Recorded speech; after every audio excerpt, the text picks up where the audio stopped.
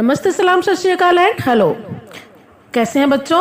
Hope आप लोग बहुत अच्छे होंगे। बच्चों, आज मैं 7th क्लास की हिंदी का चैप्टर शाम एक किसान, इस चैप्टर का एक्सप्लेनेशन आप लोगों के समक्ष लेकर आई हूँ और इसके कवि हैं सर्वेश्वर दयाल सक्सेना। इस कविता में कवि ने जाड़े की शाम के प्राकृतिक दृश्य का जो चित्रण किया है उसे देखकर ऐसा लगता है मानो पहाड़ किसी किसान की तरह बैठा हुआ है।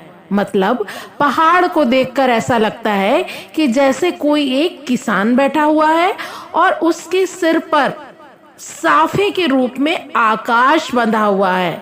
साफा मीन्स पगड़ी, और उसके जो घुटने हैं उन पर चादर की तरह नदी पड़ी हुई है। जैसे कि सफेद चादर पड़ी है उस तरह से नदी बह रही है, और उसके सामने डूबता हुआ सूरज ऐसा लग रहा है जैसे कि एक चिलम सुलग रही है।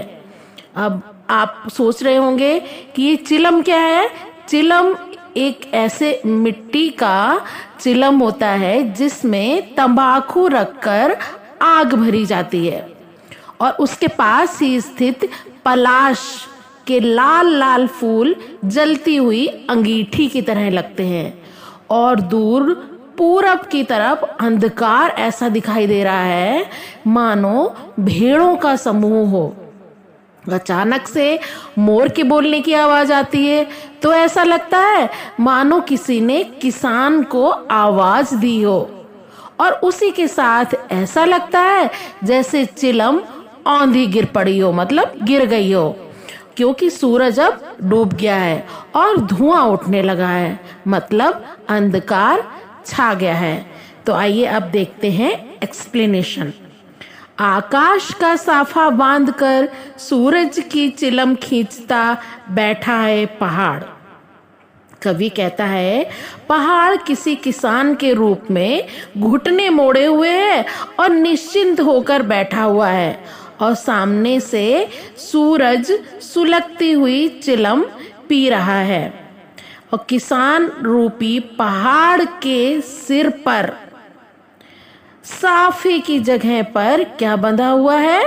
आकाश बंधा हुआ है। आकाश का साफा बंधा हुआ है, और बैठा है पहाड़, घुटनों पर पड़ी है नदी चादर से, और वो किसान बैठा हुआ है, अर्थात पहाड़ किसान की तरह लग रहा है, और उसके घुटनों पर नदी चादर की तरह पड़ी हुई है।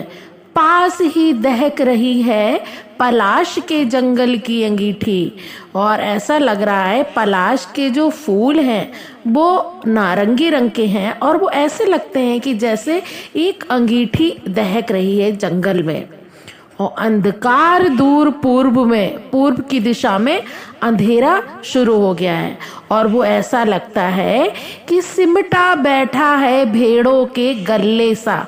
गल्ले सा का मतलब है समूह या झुंड, और सिमट कर बैठना, इकट्ठा होके बैठ जाना। जैसे भेड़ का झुंड थोड़ा थोड़ा सा ग्रे कलर का होता है, इसी तरह से जो अंधकार है वो भी उसी तरह का लग रहा है कि जैसे भेड़ों का झुंड है वो सिमट कर बैठा है।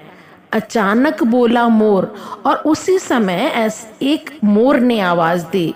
जैसे किसी ने आवाज दी, सुनते हो। जब मोर बोला तो ऐसा लगा जैसे किसी ने आवाज दी है, सुनते हो। और चिलम औंधी, धुआं उठा, और चिलम गिर गई। तभी धुआं उठने लगा, क्योंकि चिलम के बुझने से धुआं उठने लगा। सूरज डूबा, अंधेरा छा गया, और फिर सूरज डूब गया और पूरी तरह से अंधेरा छा गया। बच्चों, ये था इस चैप्टर का एक्सप्लेनेशन। होप आप लोगों को हमारा एक्सप्लेनेशन बहुत अच्छे से समझ में आया होगा।